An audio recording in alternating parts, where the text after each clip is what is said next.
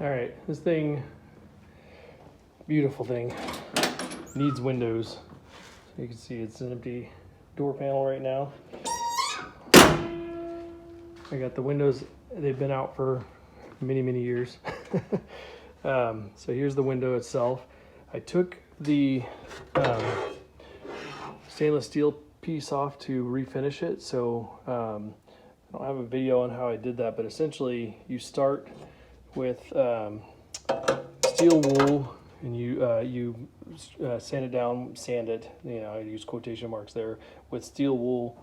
And then you work your way to a heavier grit if it's got some pretty deep scratches. If not, you can start with a lighter grit sandpaper. And you go through the sandpaper until you get to about a 3000 grit sandpaper. And after that, you finish with a polish.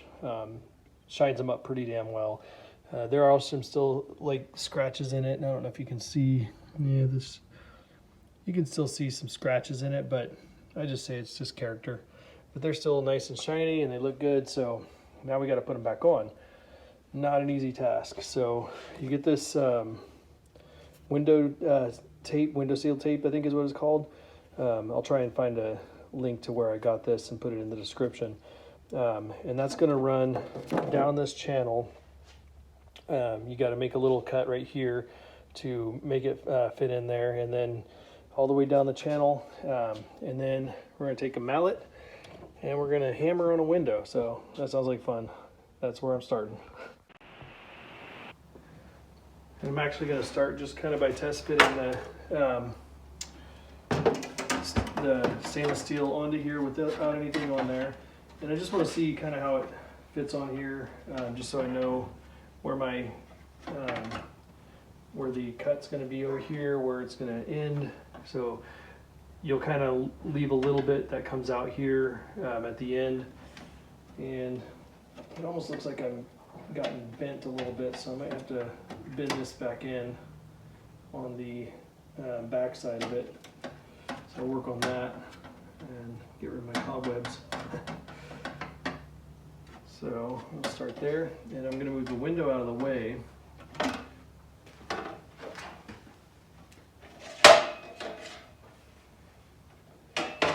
Now with the window out of the way, I'm going to do the slight bend. Like I said, it was just slightly bent off the back side. And I'm going to pull the backing off this tape a little bit. And then I'm going to fold it and press it into the channel here. So yeah, I took the backing off. It looks like there's two sides to this tape. There's kind of a sticky side, which is this side, and then this kind of almost feels like jean material on the back side. I leave the sticky side towards the window, so you want it to kind of adhere to the window a little bit. And so I'm just going to put it in this channel. And my fingers aren't going to do it, so I'm going to grab a screwdriver or something to kind of shove it in there.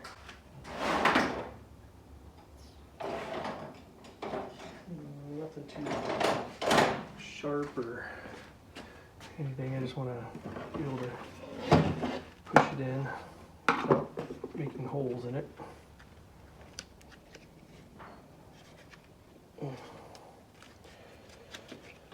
And then what I'm going to end up doing is get to this corner over here. And when I get to this corner, I'm going to mark it, take it out, cut it with a razor blade, and then we're going to come back in here again.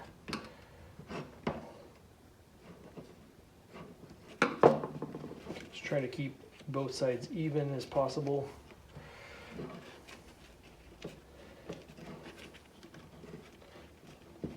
But we're still going to have to cut some of this excess off after we get it on the window. So it's not a big deal to keep it too even. I mean, you want to keep it as even as possible, but if you get a little bit, just a hair over on one side or another, it's not a huge issue. The only reason I know how to do this is because I rebuilt the wing windows on the Mustang, and I put this stuff on that. Should have videoed that, but there was a lot of cussing and I didn't really know what I was doing.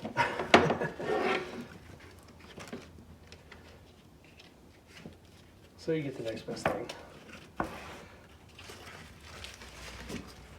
Okay, getting close to this corner here.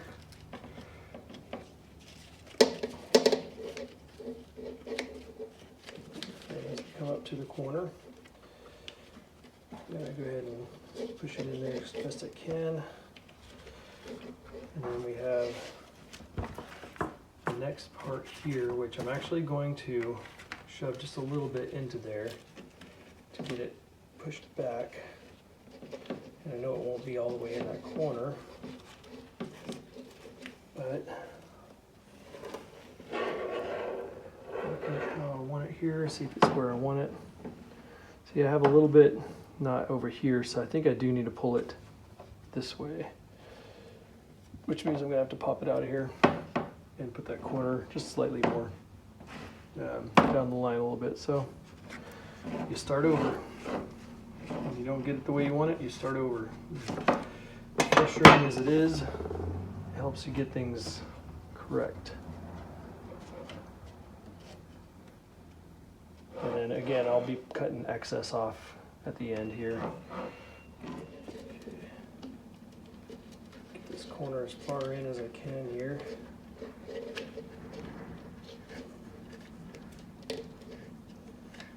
Okay.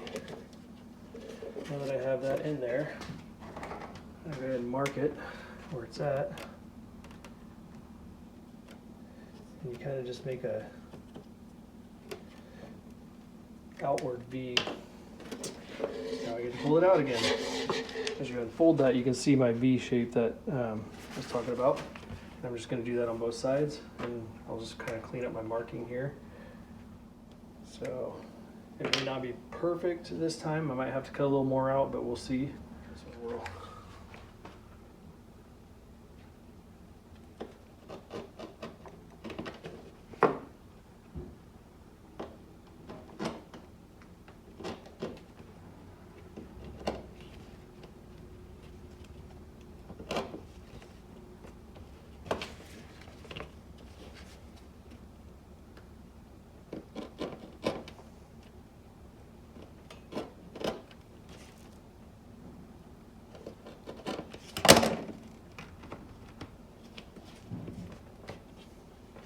Okay, and that's what my cuts look like. So this little area will just go in the corner. That'll allow us to fold it kind of in there like that. And let's see it a little better this way. So kind of fold it in there like that, and that should give us plenty of room to make that corner. So go ahead and start now at the corner and work my way out.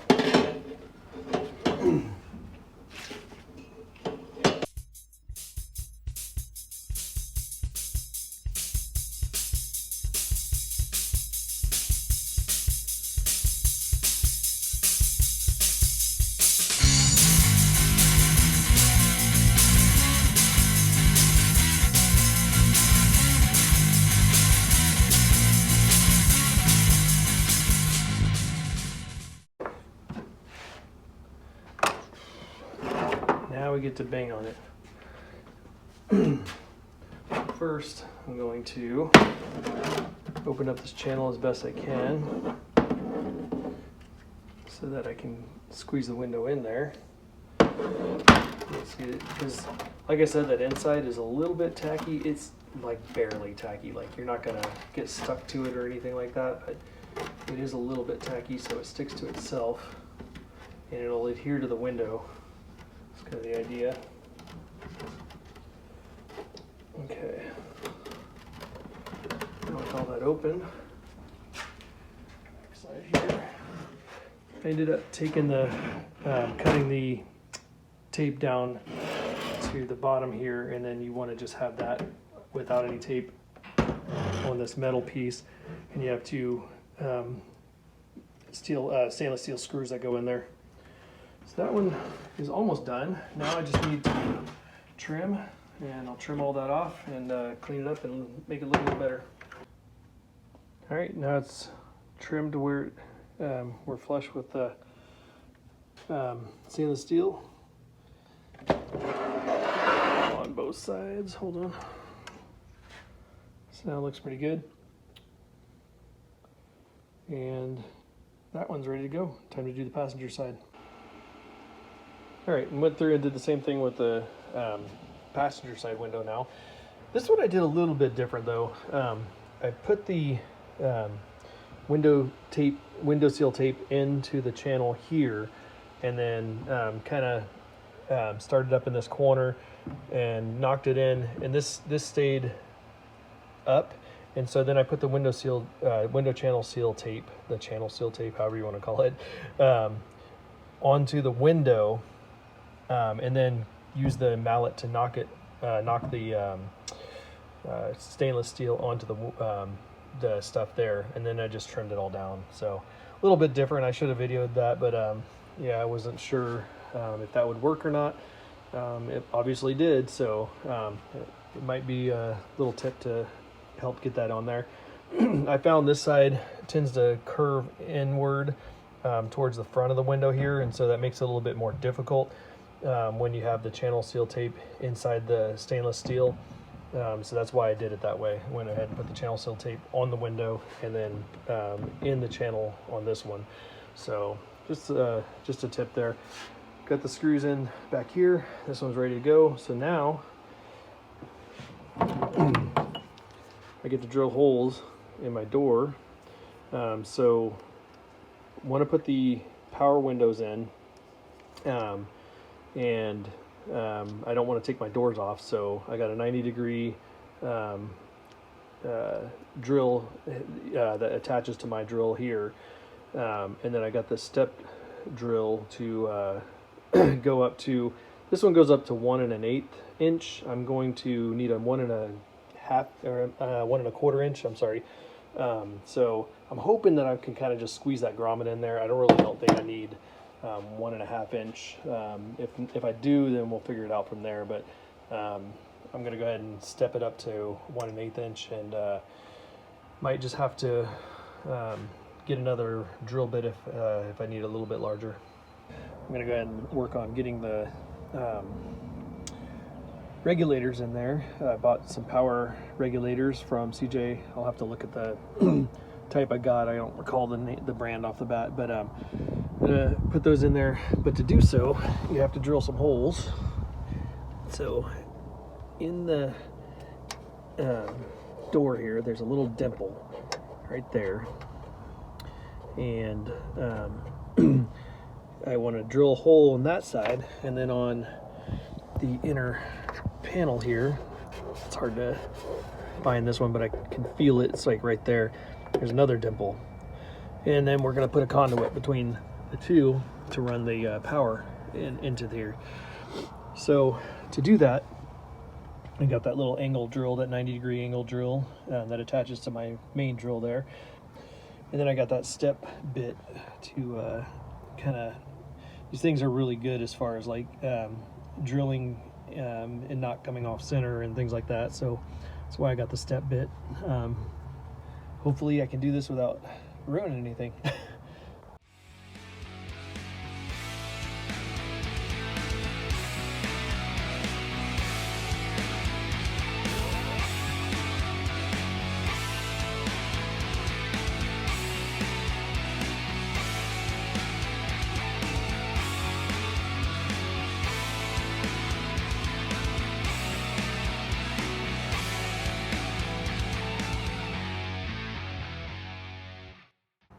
All right, so we drilled this out to a 1 1/8 inch, and these required 1 1/2 inch holes. But what we ended up doing is just kind of pushing this into the hole. There's a smaller diameter around this. I'll grab the other one and show. But it fits in there pretty well, and we'll be able to get a wire through there. And I think it looks all right. We'll just maybe push it in a little bit more right there, but otherwise it looks good.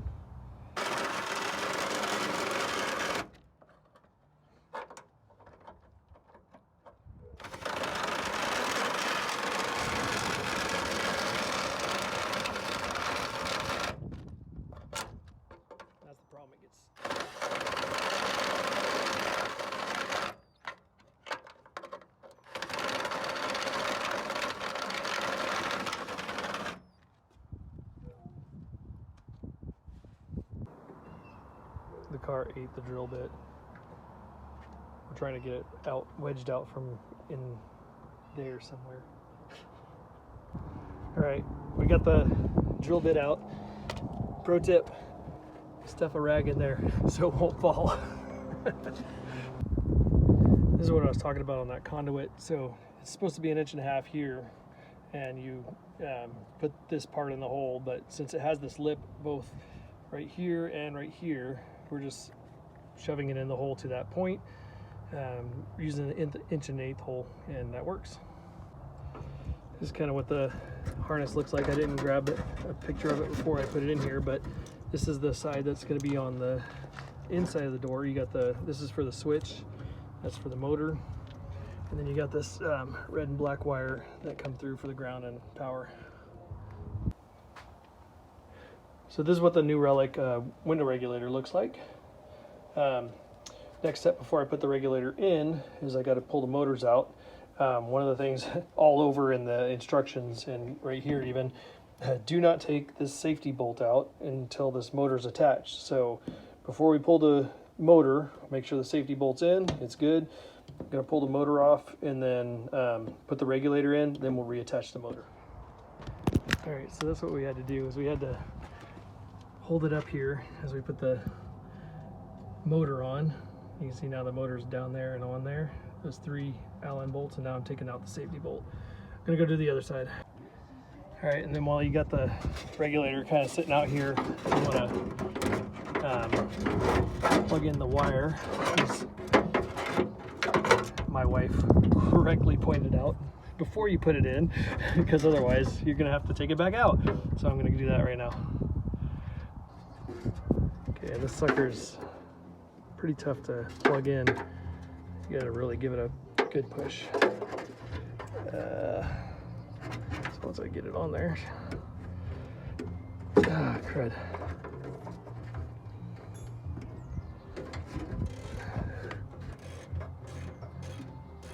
Yeah.